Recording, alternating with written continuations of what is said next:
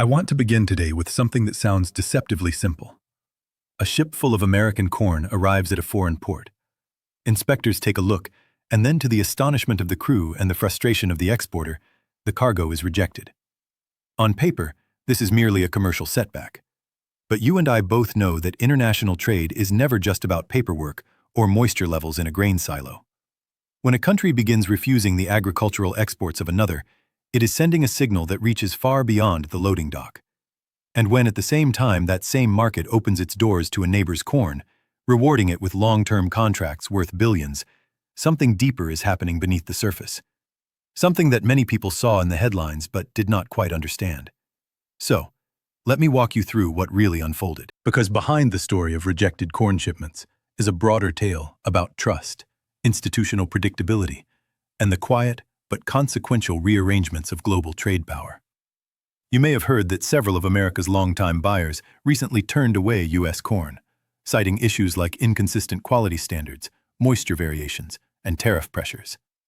Those are the official explanations. The more revealing truth is that these rejections occurred at a moment when American agriculture was already under strain from labor shortages, regulatory disruptions, and the ripple effects of political decisions that placed farmers in an increasingly precarious position.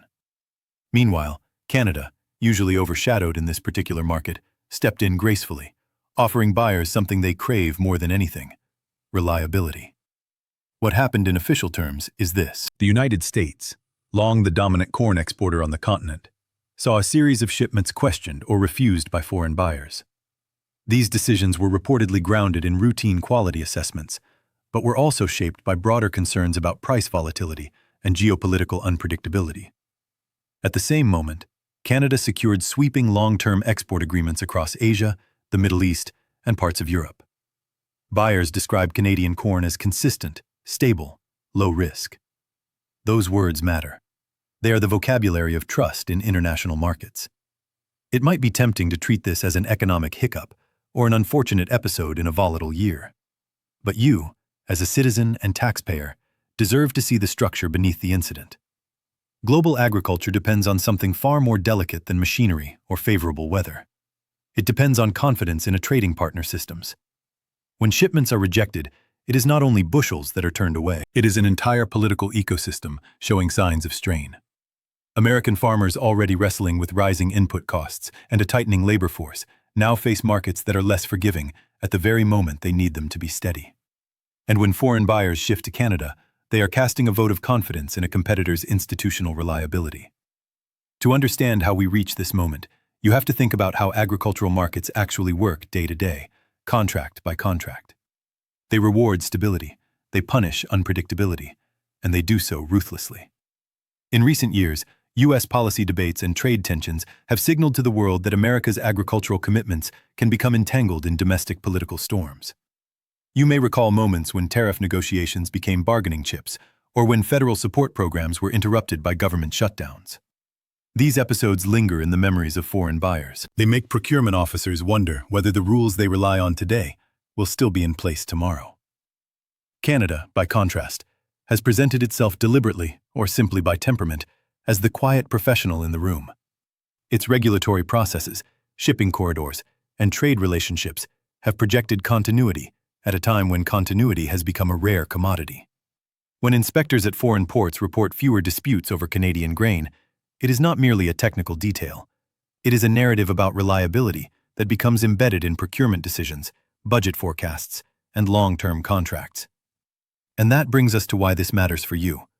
Because stories like this ultimately shape grocery bills, rural economies, political coalitions, and trade negotiations that redefine the economic health of entire regions. When American farmers lose ground, the political consequences soon follow. When Canada gains ground, the strategic balance within North America subtly shifts. The question is not just who sells more corn in a given quarter. It is which country earns and keeps the trust of the world. As we look more closely at the mechanics behind this shift, it becomes clear that none of this happened by accident. Trade flows do not rearrange themselves on a whim. They change when incentives change, when institutions falter or strengthen, and when the habits of trust that once defined a market begin to erode. You may think of corn as an uncomplicated commodity, interchangeable from one supplier to the next.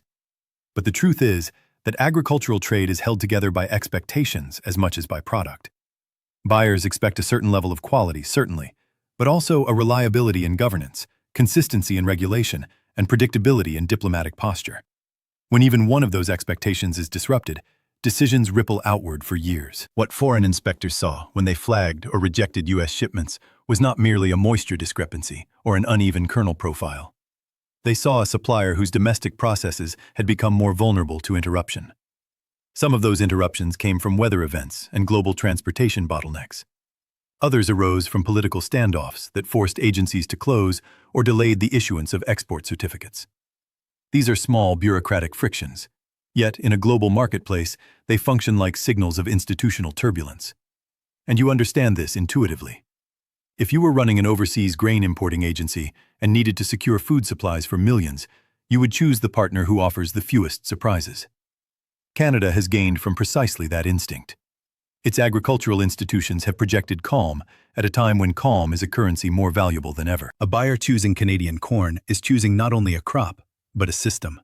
A system with fewer abrupt policy reversals, fewer tariff disputes, and fewer administrative shutdowns caused by domestic political brinkmanship.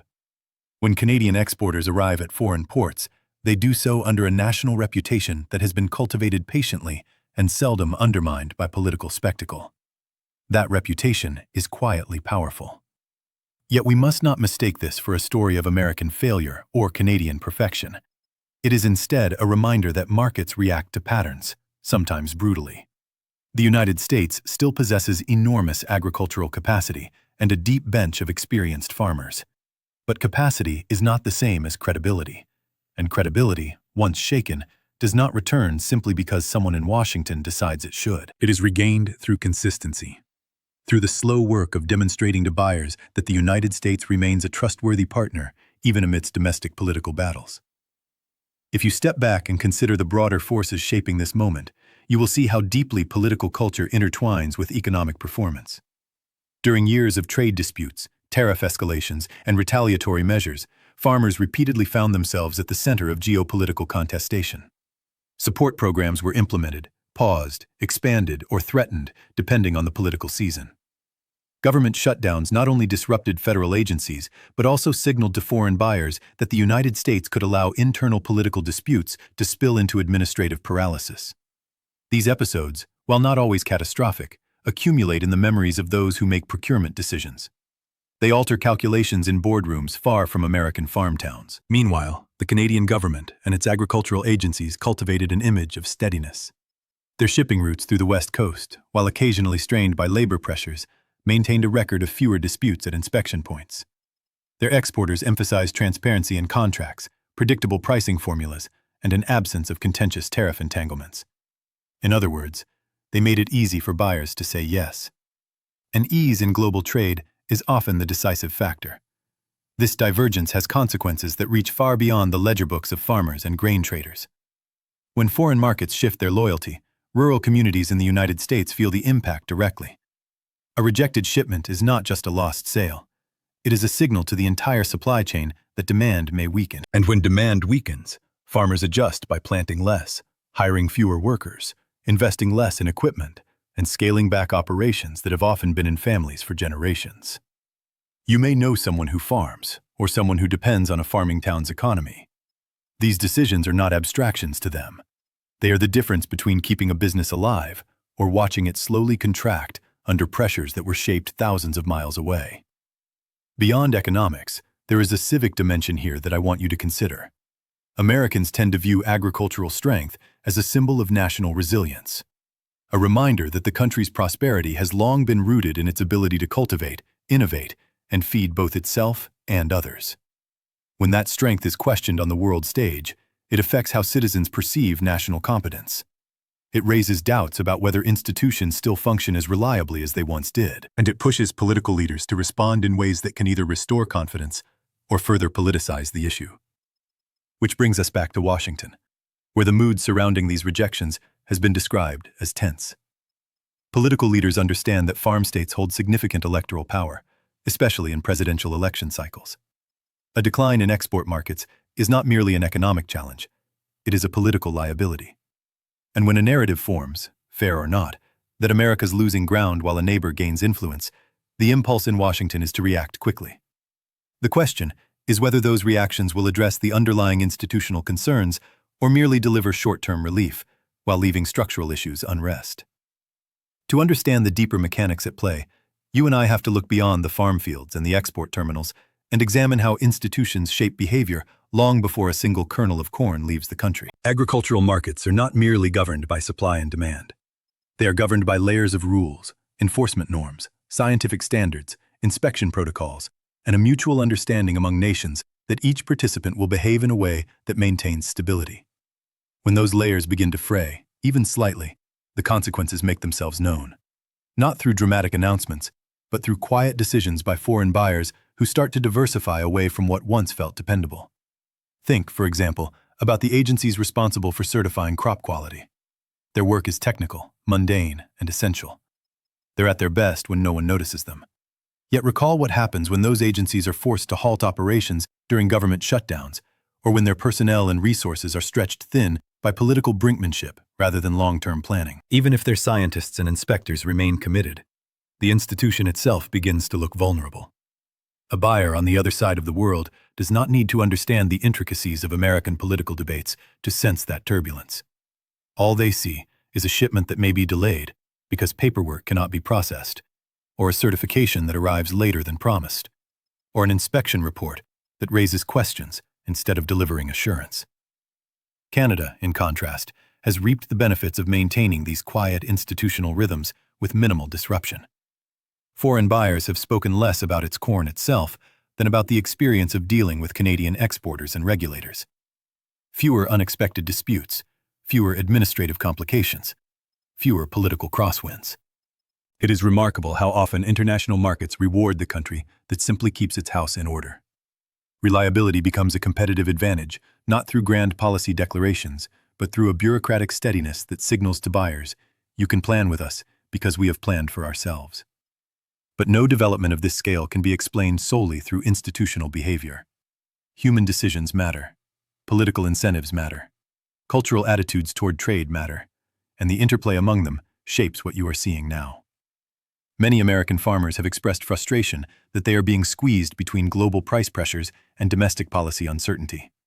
Some have noted that fuel and fertilizer costs have risen faster than their margins, making them increasingly dependent on stable export markets that now appear less stable than before.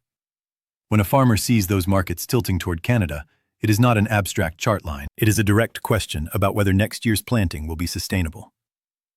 At the same time, political leaders in Washington face their own incentives. No elected official wants to be seen as presiding over declining export competitiveness, especially in rural states where agriculture remains both a cultural identity and a political force. And yet the policy tools available are constrained by budget fights, ideological disputes, and a broader polarization that makes consensus on long-term agricultural strategy difficult. It is easier politically to propose short-term relief programs or to frame the issue as a temporary disruption than it is to address the structural realities that foreign buyers are responding to. You may find yourself wondering why global buyers move so decisively in favor of Canada at this particular moment. After all, the United States remains a giant in agricultural output. The answer lies not in a single event, but in an accumulation of subtle signals. Tariff escalations that made American corn more expensive in some markets, diplomatic tensions that cast uncertainty over trade agreements, logistical bottlenecks exacerbated by labor disputes or regulatory confusion, and a growing perception that American political volatility occasionally spills over into administrative functions that were once insulated from partisan conflict. Foreign buyers, especially those responsible for national food security, are unusually sensitive to risk. They do not chase perfect opportunities. They avoid unnecessary hazards. Canada's relative advantage, then, is not that it is dramatically outperforming the United States on every metric, but that it has positioned itself as a low-risk alternative. Its pitch to the world has been simple. Its corn may not always be cheaper, but its contracts are less likely to be disrupted by unpredictable political events. In an era where supply chain reliability has become a global obsession, that pitch resonates. This shift raises important questions about responsibility. Who bears it? The farmers who grow the corn, but cannot control international politics. The regulators who administer programs, but cannot prevent shutdowns. The political leaders who set the tone for trade negotiations, but often treat agriculture as a bargaining chip. Or the international buyers, who, seeking nothing more than stability, make decisions that unavoidably reshape domestic economies. Responsibility in this story is diffuse, though not equally distributed. The institutions tasked with maintaining America's export reputation carry a unique burden, because their credibility affects millions of acres of farmland and billions in economic activity. We also cannot ignore the fact that what we are witnessing fits into a broader pattern across industries. Many sectors of the American economy have faced questions about their reliability in recent years. From semiconductor supply chains to manufacturing capacity to regulatory predictability, the corn market is simply the latest arena where long-standing strengths are being tested by a combination of global competition and domestic political friction. And because agriculture touches so many aspects of civic life, it becomes an especially revealing case study of how intertwined our institutions truly are. For you, the viewer, this story is an invitation to think about the ways domestic political choices, even ones that seem distant from the Farm Belt, reverberate through international systems. When a government shutdown occurs, it is not just federal workers who feel the impact. It is farmers, exporters, and ultimately families at dinner tables around the world who depend on stable supply chains. When tariff disputes erupt, the consequences rarely stay confined to the industries originally targeted. And when institutional reliability is called into question, competitors, whether friendly neighbors or strategic rivals, see an opportunity to expand their influence. As we move toward the heart of this story's consequences, it becomes necessary to reflect on what a shift in agricultural trust signifies for a nation's political identity. Corn may not seem like a barometer of institutional vitality, yet history is filled with moments when the humblest commodities revealed the strengths or fragilities of entire systems. When a country's exports are welcomed worldwide, it signals faith in its governance. When those exports begin to face questions, delays, or rejections, the world is not merely evaluating the product, it is evaluating the country's institutional reliability. And this is where you and I must recognize that the stakes are not limited to trade balances. They reach into public confidence, political stability, and the broader question of whether a nation still behaves like a dependable actor within the global order. This brings us to the wider reflection that this case demands. What we are witnessing in the corn market is not just a trade story. It is a reminder that modern democracies must constantly tend to the administrative and institutional frameworks that make their economies possible. When political polarization intensifies, when shutdowns become negotiating tactics, when agencies struggle for long-term clarity, the damage rarely appears immediately. Instead, it accumulates quietly until the world begins to look elsewhere for consistency. The United States has strong constitutional design, resilient markets, and a deep agricultural heritage. But even the strongest systems grow vulnerable when routine governance becomes unpredictable. This moment also reflects a truth about global trade. Nations seek partners who value continuity over spectacle, steadiness over improvisation. Canada has benefited not because it reinvented agriculture, but because it preserved a reputation for calm. That reputation has become, in this moment, more valuable than any subsidy or marketing campaign. And for the United States, this should be less a humiliation than a lesson. Markets reward the nations that treat reliability as a discipline, not a luxury. The question now is what comes next. Can the United States rebuild the trust that has wavered? Can political leaders recognize that agricultural credibility is not a side issue, but a core component of national security and global influence? Can the country demonstrate through steady governance, rather than reactive policymaking, that it remains the dependable partner the world relied on for decades? These are not questions I can answer for you, and they are not questions Washington can resolve in a single season. They are questions that require patience, civic seriousness, and a renewed commitment to the institutions that keep markets functioning. As you think about these developments, I encourage you to consider what kind of economic and political environment you want your country to project.